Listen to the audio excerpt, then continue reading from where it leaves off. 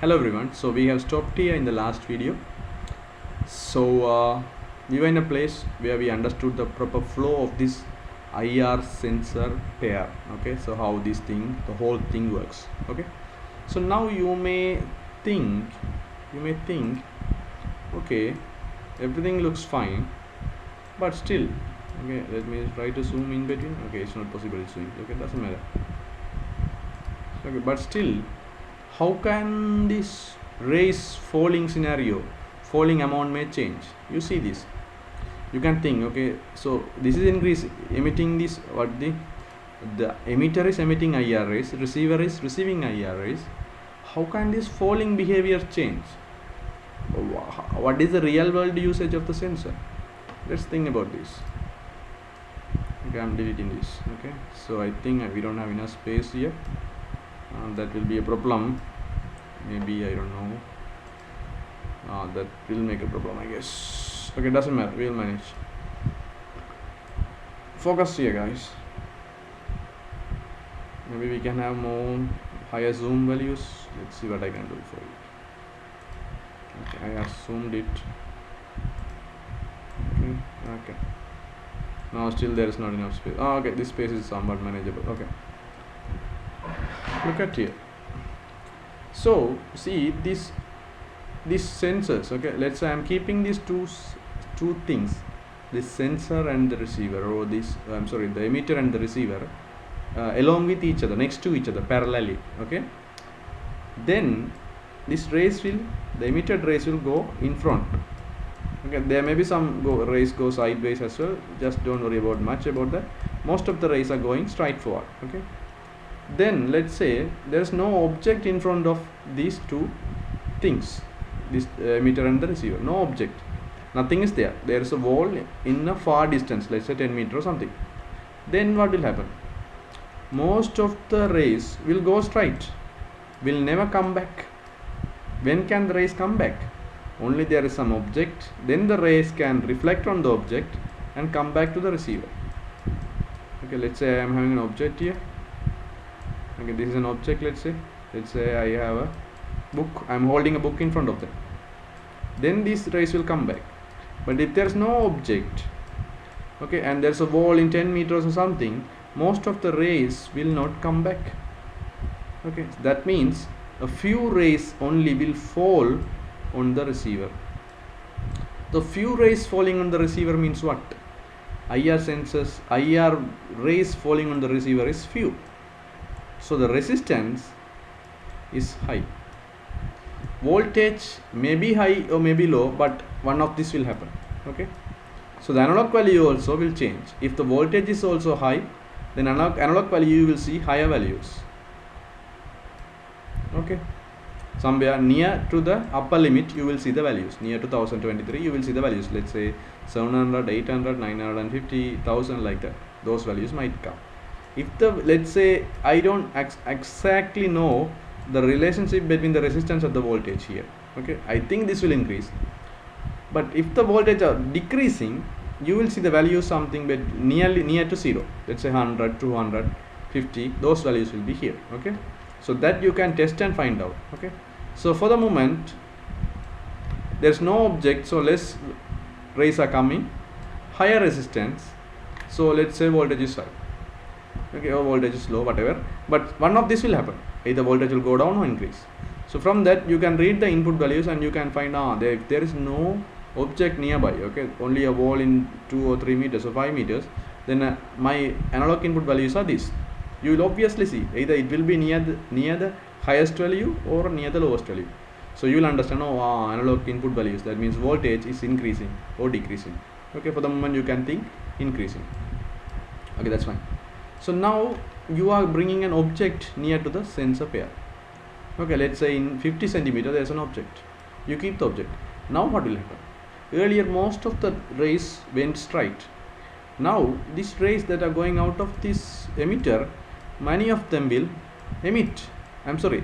hit this object, my object, and try to come back to the same place, because these two are in the same place next to each other. So will reflect and most of the rays will come back to the receiver, come back here, and receiver will receive. So now what will happen? Many rays will reach the receiver because there's an object that is reflecting it. So the more the rays are, IR rays are hitting the receiver, then what will happen? That means the rays are higher now, see, higher values. So resistance will go down. Yes or no? Yes, because of opposite relationship. Then we can think voltages go down, or sometimes may go up. I don't know the exact thing, so that is why I am not giving a decision on this. Either voltages will go down or go up. One of this will happen. So for the moment only we will think resistance is going down, so voltage is also going down. We can think like that. Okay. So again you can see a difference, okay, change in the analog input values. If the voltage is going down, then you will see the values that is near to 0, the analog values. You will see 100, 200, that kind of values you will see in the serial monitor. If it is going high, voltage is going high when the resistance is going down, I mean if the voltage has gone high, then you will see the values that is near to 1023, 1000 or blah blah blah blah. Okay, so what you will do is, first you can take this system, okay, create the circuit or whatever, take the system, and first you keep this thing in front of a wall that is, let's say 5 or 10 meters or something, too far. There is not, look, you can think there is nothing, no object in front of this sensor pair. That means less rays are coming. Then you can simply, you know the flow now, right?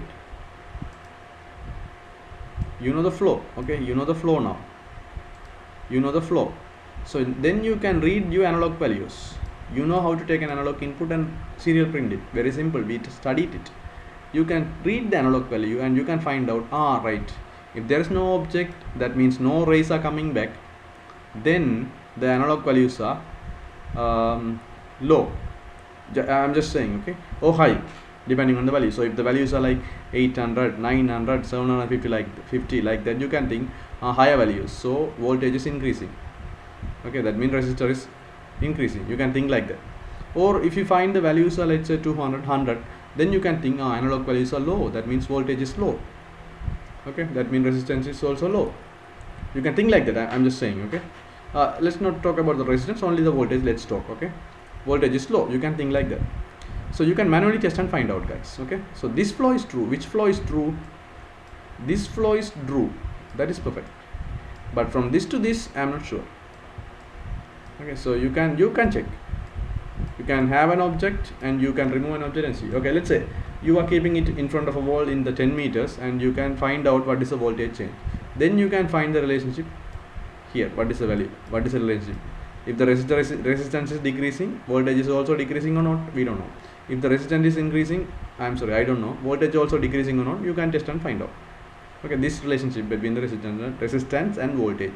Normally I am guessing the relationship will be the same way. Resistance go down, voltage goes down. Resistance increasing, voltage increasing. But I am not sure. I cannot take responsible for that without testing. Okay, you can test and find out. Then what you can do? Immediately you can bring a book or an object in front of this sensor pair and see the values. Obviously the value will change. Now you will see whether the value has increased or decreased, whether the value has gone near to 1000 or near to 0. Then you will decide, okay, when the object is coming, voltage is increasing or decreasing, you can decide. Okay, then you can you can decide the relationship between the resistance and the voltage. Okay, so anyway is fine. All you have to do is you have to keep the sensor away from any object and you have to find the analog values. Then what you have to do, you have to bring an object and keep an object very close to the sensor pair and you have to read the analog values, and then you will get some proper idea about how the analog input is changing and the voltage is changing depending on the object near to the sensor pair. So in another word, the sensor pair will help us to somehow determine whether there is an object near to the sensor or not.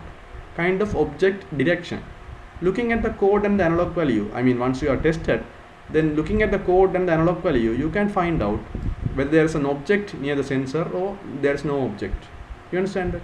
So you should try out the thing that I say, okay, keeping a object close to the sensor pair and keeping there's no object close to the sensor pair, and then you will get some idea. Okay, now you may wonder, how can I do it? Don't worry, just follow me up in the next video. I will explain the rest.